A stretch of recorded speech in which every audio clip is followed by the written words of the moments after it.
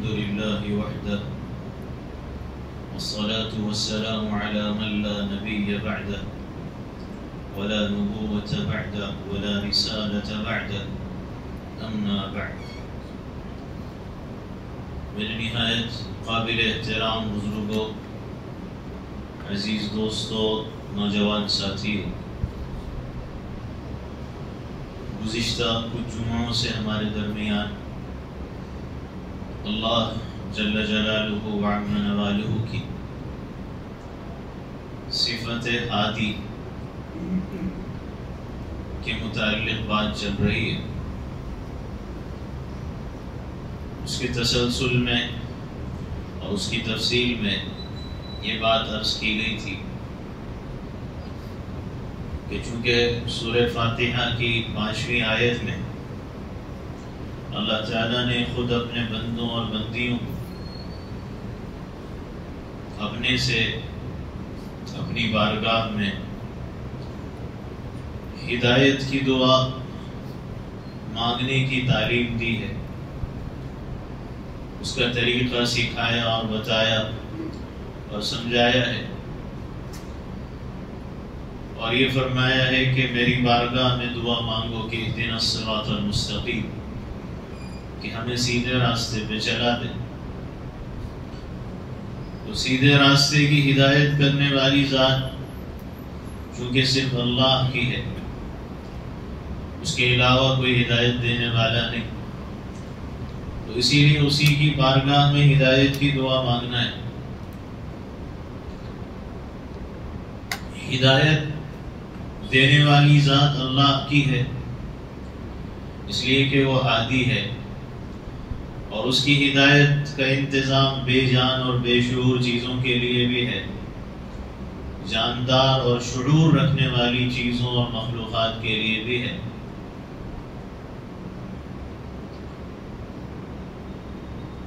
غور کرنے کی بات یہ ہے کہ اس دنیا کے اندر، اس کائنات میں انسان بھی بہت سے اصول بناتا ہے، قانون اور زندگی گزارنے کے ضابطے بناتا ہے، پھر اس پر ہدایات دیتا ہے، اس کے مطابق انسٹرکشنز ہوتے ہیں اور رولز ہوتے ہیں، ریگولیشنز ہوتے ہیں. تو انسان کے بنائے ہوئے ضابطے، انسان کا بنایا ہوا قانون، انسان کی دی ہوئی جو ہدایات ہوتی ہیں وہ غلطیوں سے پاک نہیں ہوتی. اس میں غلطیاں، خامیاں، خرابیاں، کمزوریاں ہوتی ہیں، بلکہ بعض مرتبہ اس میں تعصب بھی ہوتا ہے، اپنے لوگوں کا فائدہ، دوسروں کا نقصان. بعض مرتبہ مصیبت بھی آتی ہے، بعض مرتبہ وہی قانون اور وہی ہدایات کسی حکومت کے لوگوں پہ ظلم و زیادتی کا ذریعہ بن جاتے ہیں. اس میں لوگوں کا نقصان ہوتا ہے، خسارہ اور گھاٹا ہوتا ہے، ہلاکت، تباہی اور بربادی اس کی وجہ سے پھیلتی ہے. تو انسان جو قانون بناتا ہے، جو ہدایات دیتا ہے، اس میں غلطیاں ہوتی ہیں، اس میں فائدہ بھی ہو سکتا ہے، اس میں نقصان بھی ہو سکتا ہے، اس میں اچھائی بھی ہوتی ہے، برائی بھی ہوتی ہے، اس میں فائدہ بھی ہوتا ہے، خسارہ اور نقصان بھی ہوتا ہے. اور پھر انسان کا وہ قانون اور وہ ہدایات جو اللہ تعالیٰ کی ہدایت کے خلاف ہے اور اللہ کے قانون کے خلاف ہے، تو پھر اس کے اندر تو یہ ہوتا ہے کہ انسان پھر اپنی خواہشات کو سامنے رکھتا ہے، اپنی مرضیات اور اپنی پسند کی چیزیں سامنے رکھتا ہے، اور نتیجے کے اندر وہ خود بھی گمراہ ہوتا ہے، قانون بنانے والا، ہدایات دینے والا، اور جو ایسے لوگوں کے قانون اور ہدایات پر ان کی رہبری اور رہنمائی میں چلتے ہیں تو وہ بھی گمراہی اور بھٹکنے کا شکار ہو جاتے ہیں. اس لیے کہ انسان کے بنائے ہوئے جو قانون ہے یا دی ہوئی جو ہدایات ہیں، اس کے اندر دیکھا جائے تو پھر انسان نے تو سود کو بھی عام کر دیا اور سود کی بھی پرمیشن اور اجازت دے دی، بغیر اس کے دیکھے کہ اس میں نقصان کس کا ہو رہا ہے. بس چند سرمایہ داروں اور مالداروں کو فائدہ پہنچانا ہے. چند بڑے عہدیداروں کو فائدہ پہنچانے کے لیے انسان نے رشوت کی یہ صورتحال کر دی ہے کہ بظاہر تو یہ لگتا ہے کہ رشوت پہ پابندی ہے، لیکن اندرونی پورا سلسلہ ایک رشوت خوری کے بازار کا گرم رہتا ہے۔ صورتحال یہ انسان کے قانون کی کہ انسان اپنے قانون کے اندر شراب کی اجازت بھی دے دیتا ہے، ناچ گانے، زنا و بدکاری کی اجازت بھی دے دیتا ہے، اور اس پر کوئی سخت قانون نافذ نہیں کیا جاتا۔ قاتل ہے، کوئی مرڈر کرنے والا، قتل کرنے والا ہے، تو اس کو بھی ہلکی سی معمولی سی سزائیں، محض یہ بتانے کے لیے کہ ہم نے انصاف دلا دیا ہے مقتول کو، اس کے ورثاء کو معمولی سزائیں دے کے اس کو چھوڑ دیا جاتا ہے۔ یہ صورتحال ہوتی ہے۔ انسان کے بنائے ہوئے قانون کے یا بتائی ہوئی ہدایات پہ جو چلنے لگے تو پھر وہاں چونکہ مرضیات سامنے ہیں اور خواہشات سامنے ہیں، عیش و عشرت کا پہلو سامنے ہے، تو نتیجے میں وہ ہم جنس پرستی کو بھی انہوں نے جائز قرار دے دیا، مرد کا مرد سے، عورت کا عورت سے نکاح کو بھی انہوں نے جائز قرار دے دیا۔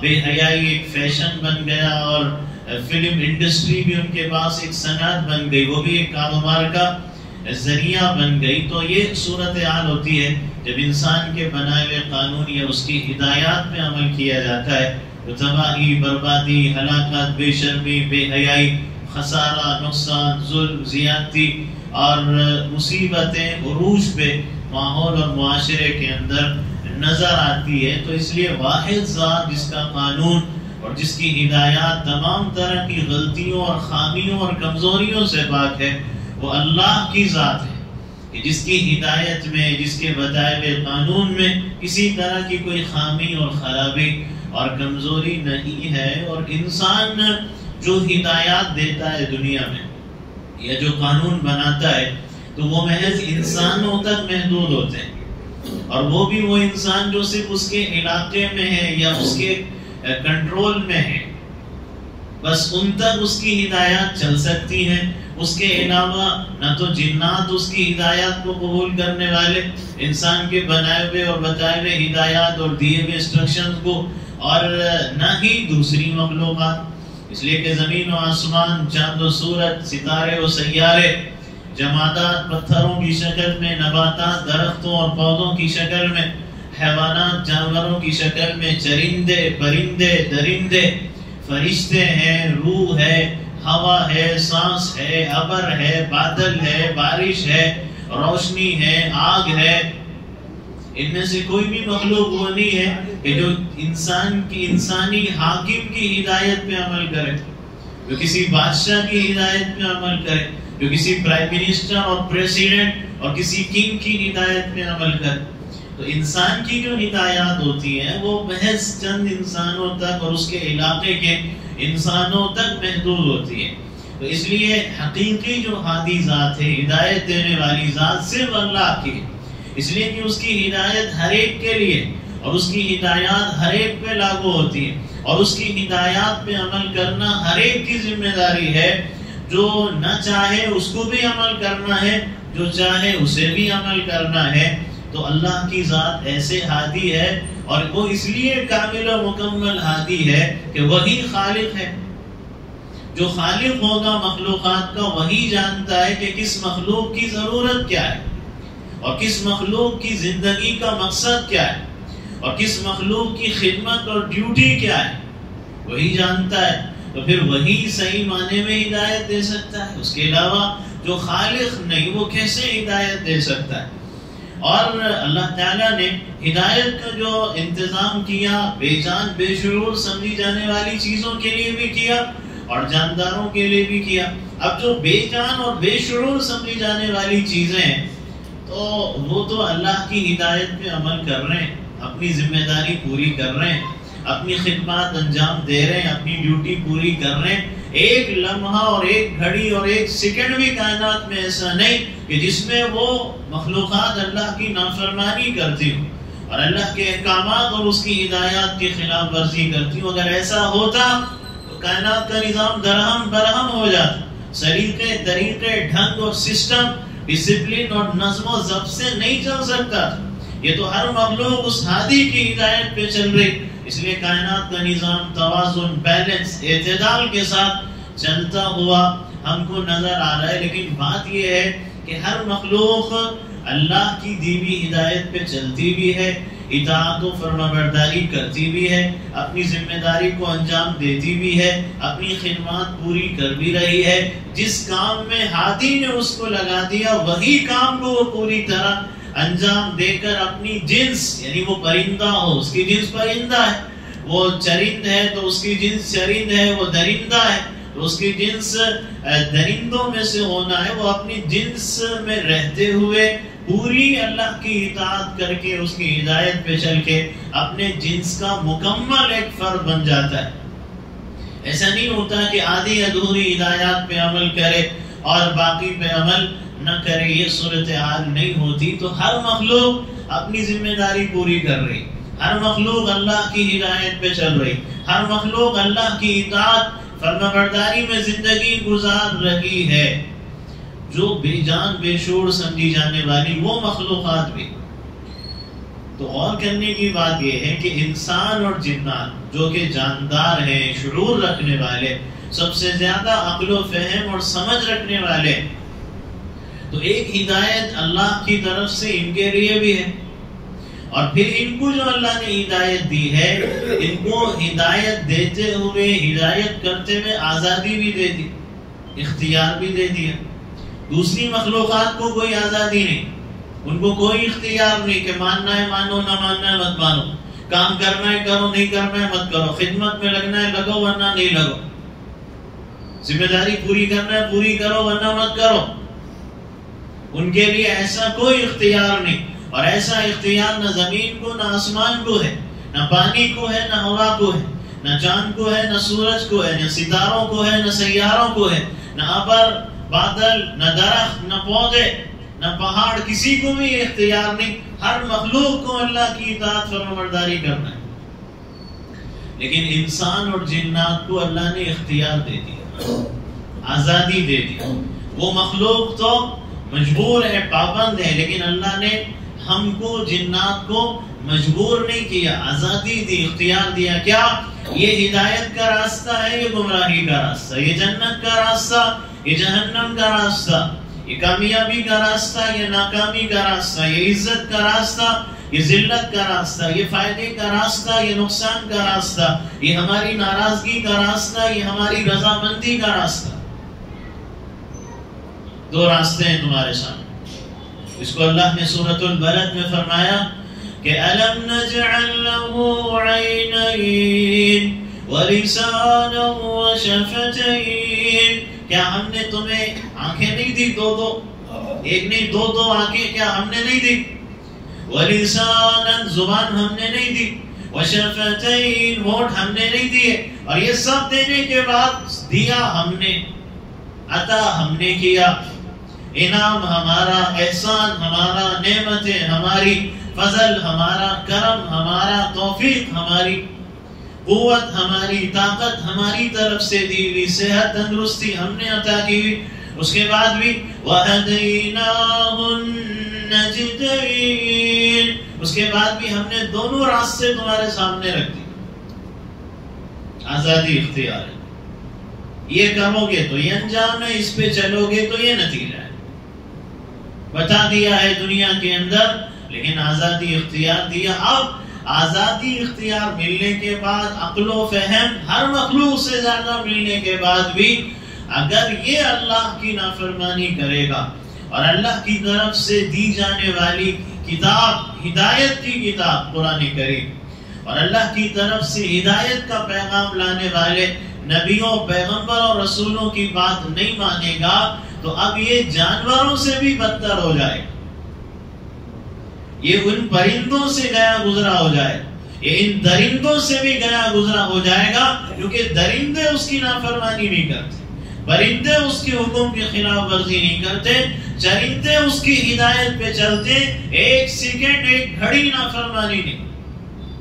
مگر یہ اگر آزادی اختیار، عقل و فہم، ساری نعمتوں سے سب سے زیادہ نوازے جانے کے بعد اور ساری مخلوقات میں اشرف المخلوقات ہونے کے باوجود اگر نافرمانی کرے اس کی ہدایت کے راستے پہ چلنے کے بجائے گمراہی کے راستے پہ چلے تو پھر یہ وہی ہوگا جس کے بارے میں اللہ نے فرمایا اولئک کالانعام، ایسے لوگ جانوروں کی طرح ہے نہیں، بل ہم اضل، بلکہ یہ جانوروں سے بھی بدتر ہے۔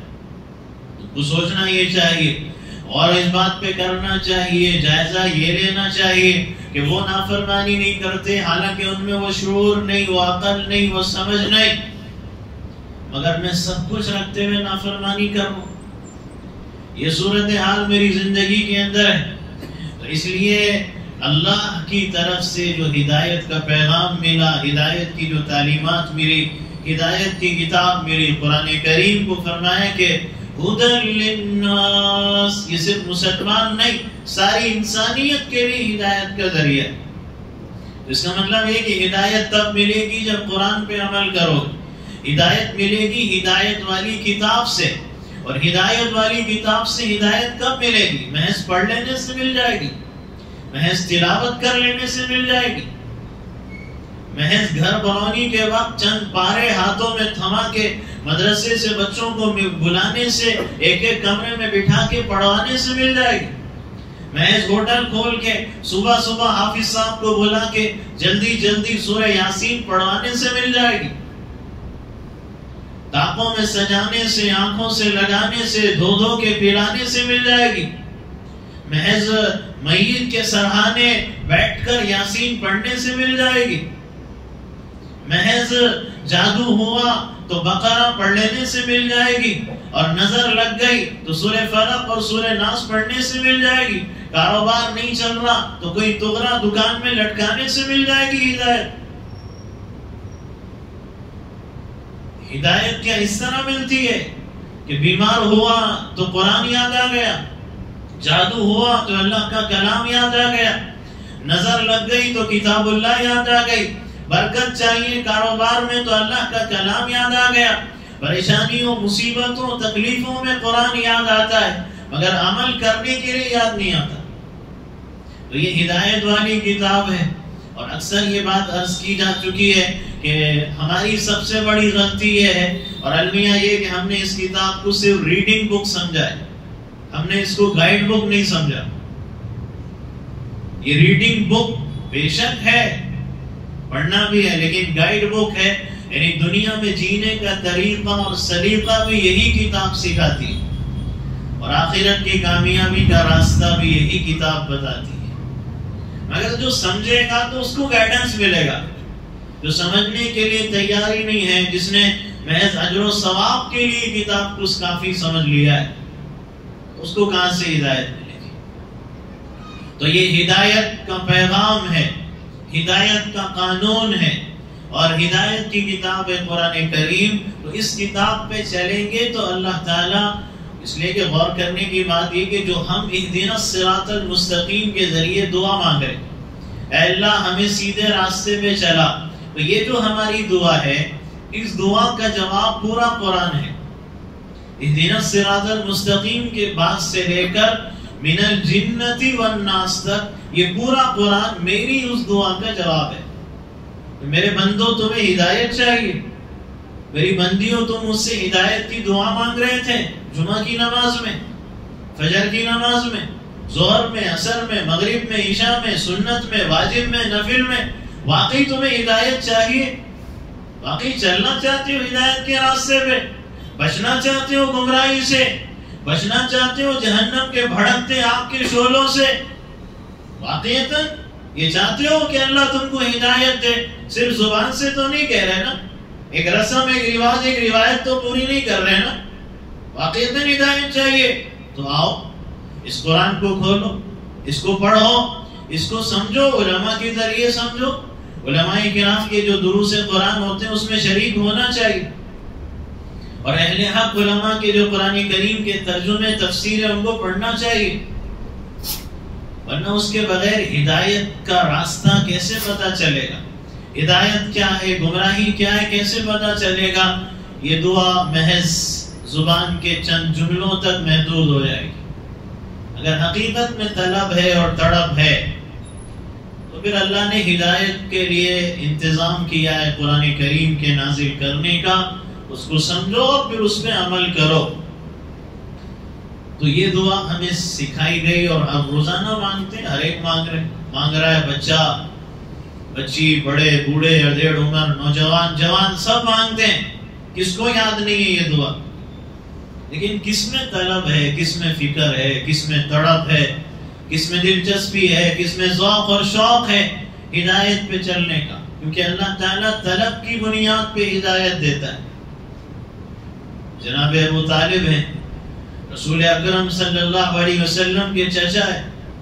ہمدردی کا حق ادا کیا، محبت کا حق ادا کیا، حفاظت کا حق ادا کیا. کیا نہیں کیا؟ لیکن ہدایت نہیں ملی، کیونکہ ہدایت کی طلب نہیں تھی. رشتہ داری کی بنیاد پہ کیا جو کچھ کیا، ایمان کی بنیاد پہ، دین کی بنیاد پہ نہیں کیا. کوششیں کر لی اللہ کے نبی علیہ السلام، یہاں تک کہ بغیر کلمے کے چلے گئے. اور آپ رو رہے ہیں.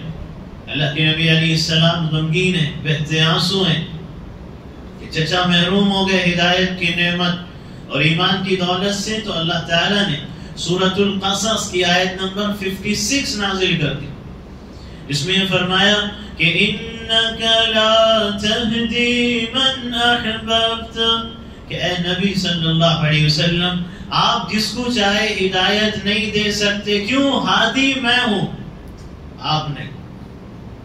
میرے علاوہ ہادی کوئی نہیں. پوری کائنات میں اللہ کے علاوہ ہدایت دینے والا کوئی نہیں. وہ چاہے گا تو ہدایت ملے. وَلَكِنَّ اللَّهَ يَهْدِي مَن يَشَاءُ، لیکن اللہ جس کو چاہے ہدایت عطا کر. لیکن جس کو چاہے ہدایت عطا کر دے کا مطلب یہ نہیں ہے کہ اللہ تعالیٰ کسی کو گمراہ کرنا چاہتا ہے. نہیں، انسان آزادی اور اختیار کا غلط استعمال کرتا ہے. جیسے ایگزام ہال کے اندر ایگزام لینے والا 3 گھنٹے اجازت ہے، جو چاہے لکھو. اجازت دے دی امتحان لینے والے نے تو میں نے جو چاہے کیا. تو اگر میں فیل ہوں گا تو ایگزام لینے والے نے فیل کیا. ظاہر سی بات ہے کہ لوگ کہیں گے تو بے وقوف، پاگل، نادان ہے. آزادی اور اختیار کا 3 گھنٹے کے ٹائم کا تو نے غلط استعمال کیا.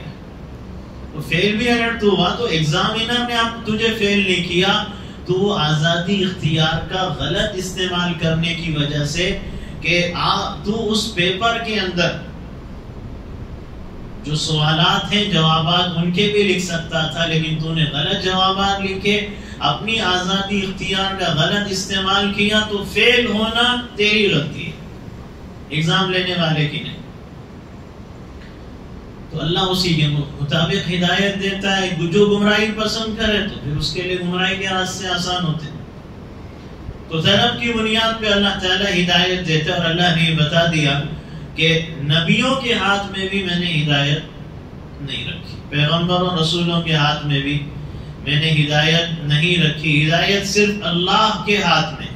اور اللہ جب ہدایت دینا چاہے تو جس مخلوق کو جیسی چاہے ہدایت دے دے، اور جس مخلوق سے جیسا چاہے کام لے لے. اگر اللہ ہدایت دینا چاہے تو ہدایت کا جیسے ذکر کیا گیا کہ انتظام، ہدایت کا نظام بے جان بے شعور سمجھی جانے والی چیزوں کے لیے الگ، جانداروں کے لیے الگ. تو اگر اللہ ہدایت دینا چاہے اور کام لینا چاہے تو اللہ کے نبی علیہ السلام مکہ مکرمہ کی گلیوں سے گزرے اور درختوں اور پتھروں سے یہ آواز آئے کہ السلام علیکہ یا رسول اللہ. یہ درخت ہیں، یہ پتھر ہے، کون ان کو جاندار کہتا ہے، کون ان کو شعور رکھنے والے کہتے ہیں؟ مگر یہ ہدایت کس کی طرف سے ہے؟ درختوں اور پتھروں کو ہادی کی طرف سے. وہ کھجور کے درخت کا تنا جس پہ ٹیک لگا کر، سہارا لگا کر رسول اکرم صلی اللہ علیہ وسلم خطبہ دیتے ہیں جمعہ کا. باقاعدہ لکڑی کا ممبر تیار ہو جاتا ہے اور آپ وہاں سے ہٹ کے ادھر ممبر پہ خطبہ دیتے ہیں تو اس تنے میں سے رونے کی آواز آتی. جیسے بچوں کے رونے کی آواز ہوتی ہے. صحابہ حیران و پریشان ہے کہ بچہ تو کوئی نہیں، نہ بڑا روئے نہ بچہ روئے، یہ آواز کہاں سے آئے؟ رونے والا دکھائی نہیں دیتا لیکن آواز تو سنائی دے رہی. اور اللہ کے نبی اس تنے کے پاس جاتے ہیں اور ایسے اس سے لپٹتے ہیں جیسے چھوٹے بچے کو سمجھایا جاتا ہے اور سمجھاتے ہیں اللہ کے نبی علیہ السلام. اور جب آپ سمجھاتے ہیں اس کو صحابہ کہتے ہیں ایسے خاموش ہوا کہ جیسے بچہ رو رو رو رو کے رکتا ہے تو ہچکیاں اور سسکیاں ایسی آوازیں اس کے اندر سے محسوس ہونے لگی. تو یہ تو تنا بھی بھلا روتا ہے؟ تنے کو کس نے بتایا کہ یہ اللہ کے نبی علیہ السلام ہے؟ اس تنے کو کس نے بتایا کہ اب تک تیرا جو ٹیکا اور سہارا لیتے رہے وہ عام ہستی نہیں ہے، اور رسول اکرم صلی اللہ علیہ وسلم کی ہستی. یہ کس نے سمجھایا؟ یہ کس نے بتایا؟ ہادی نے، اللہ کی ذات ہے. یہ تو بے جان بے شعور چیزیں تو یہ اللہ جس سے جیسا چاہے کام لے لے، جیسی چاہے اس کو ہدایت دے دے. اونٹ ہے، جانور بھلا بولتا ہے، ان کی اگر بولی ہے تو ان کے اپنے جنس سمجھ لیتے، جنس کے لوگ. انسان کہاں سمجھے؟ مگر وہی جانور اونٹوں کی شکل میں، کبھی ہرنی کی شکل میں رسول اکرم صلی اللہ علیہ وسلم کی خدمت میں آئے اور آپ کے سامنے آ کے سجدہ کرنے لگ جائے، جھکنے لگ جائے، آپ کو اپنے درد و ظلم کی داستان سنانے لگ جائے کہ میرا مالک میرے ساتھ یہ کرتا ہے. اس جانور کو کس نے سمجھایا؟ اس جانور کو کس نے بتایا؟ یہ جانور کیسے یہاں تک پہنچا؟ اس کو کیسے پتا چلا کہ رسول اکرم صلی اللہ علیہ وسلم کے پاس جا کے شکایت کروں گا، آپ میرے مالک سے کہہ دیں گے تو یہ سلسلہ رک جائے گا؟ ہادی نے بتایا، اللہ کی ذات نے بتایا. سلیمان علیہ السلام کو ہدہد پرندے نے آ کے بتایا تھا نا. ایک قوم ہے، ان کی ملکہ ہے، اور پھر وہ شرک کرنے والے ہیں، سورج کی پرستش کرنے والے ہیں. سارا واقعہ آ کے سنانے لگا. حضرت سلیمان علیہ السلام نے یہاں سے خط بھیجا، وہ خط لے کے جا رہا ہے ہدہد خط لے کے جا رہا ہے. تو اس ہدہد کو کس نے بتایا؟ اس کو یہ سمجھ کیسے آئی کہ یہ شرک ہوتا ہے، یہ توحید ہوتی ہے، یہ اللہ کی عبادت ہوتی ہے، یہ مخلوق کی پرستش ہوتی ہے. اس طرح خط لے کے وہاں پہنچنا ہے اور وہاں تک پہنچانا ہے.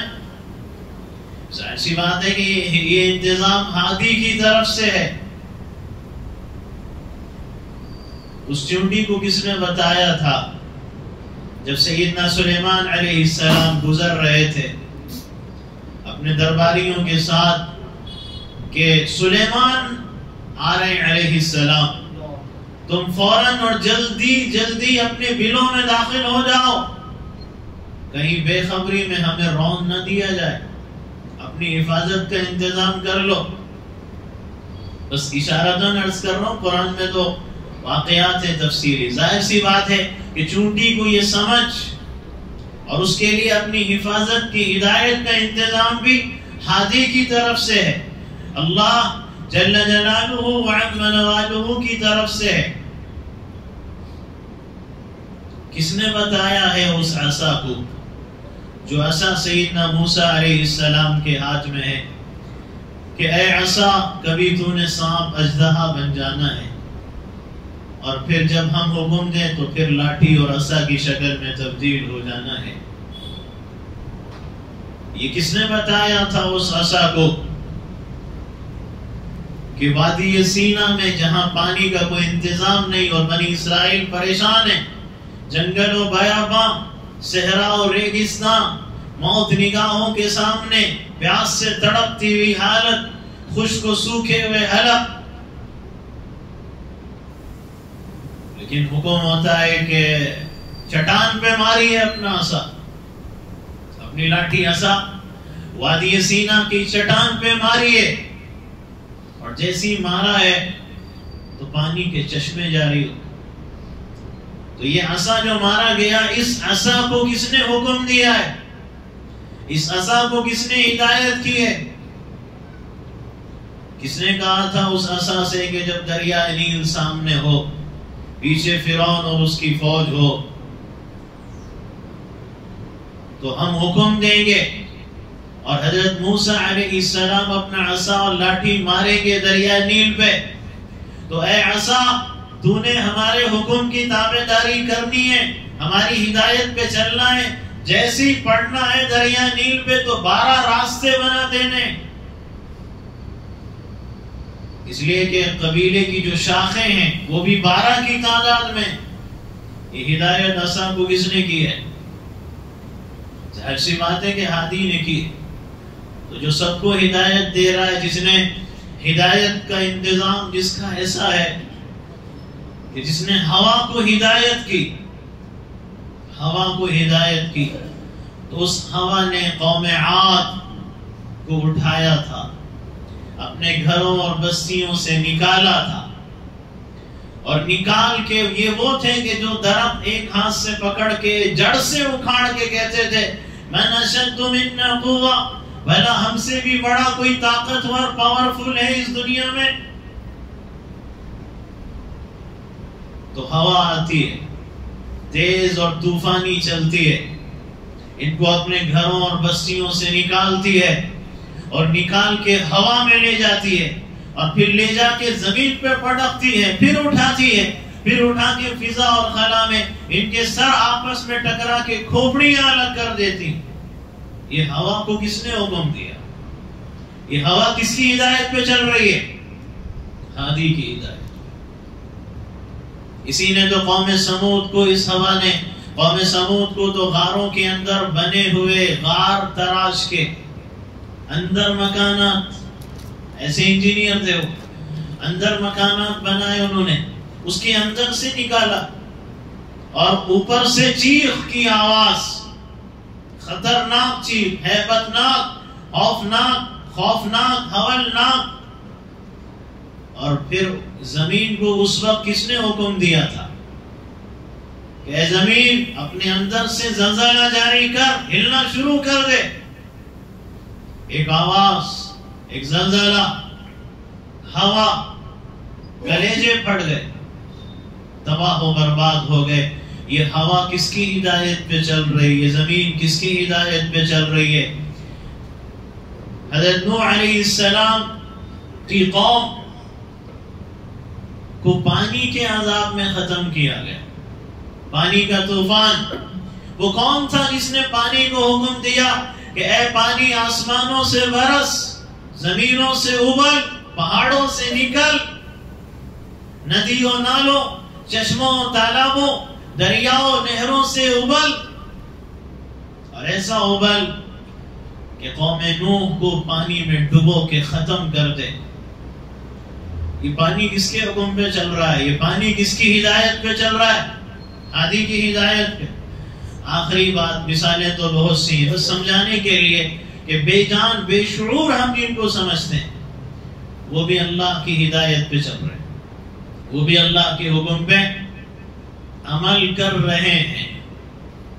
ان پتھروں کو کس نے بتایا تھا کہ تم نے لوط علیہ السلام کی قوم پہ برسنا ہے، اور برسنا بھی ایسے کہ جس فرد پہ برسنا ہے اس کا نام بھی اس پتھر پہ لکھا ہو، جو ہم جنس پرستی کی لعنت میں مبتلا تھے۔ تو پتھروں کی برسات ہوئی، اور جس کا نام جس پتھر پہ وہ پتھر اسی پہ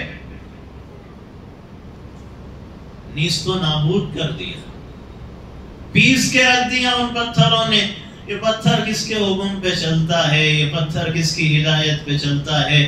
اگر پتھر بھی اس کی ہدایت پہ چلے، ہوا بھی اس کی ہدایت پہ چلے، پانی بھی اس کی ہدایت پہ چلے، زمین بھی اس کی ہدایت پہ چلے، درخت بھی اس کی ہدایت پہ چلے، پرندے بھی اس کی ہدایت پہ چلے، چرندے بھی اس کی ہدایت پہ چلیں، جانور بھی اس کی ہدایت پہ چلیں، اور میں انسان ہو کر، اشرف المخلوقات ہو کر، سب سے زیادہ عقل و فہم رکھ کر اگر اس کی ہدایت پہ نہ چلوں تو میں جانوروں سے بدتر نہیں تو اور کیا؟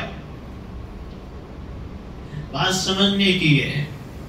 اور غور کرنے کی یہ ہے کہ جو دعا میں روز مانگتا ہوں، چلنا چاہتا ہوں یا صرف دعا کرنا چاہتا ہوں، اس ہدایت کے راستے چلنا چاہو گے اللہ ہدایت دے دے گا، راستے آسان کر دے گا، ماحول بھی مل جائے گا، آپ خود اس ماحول کی طرف جاؤ گے، آپ خود ان مجلسوں اور اجتماعات کی طرف جاؤ گے، آپ خود ان کتابوں کی طرف جاؤ گے، آپ خود ان بیانات اور تقاریر کی طرف جاؤ گے کہ جس میں ہدایت کا راستہ ملتا ہو۔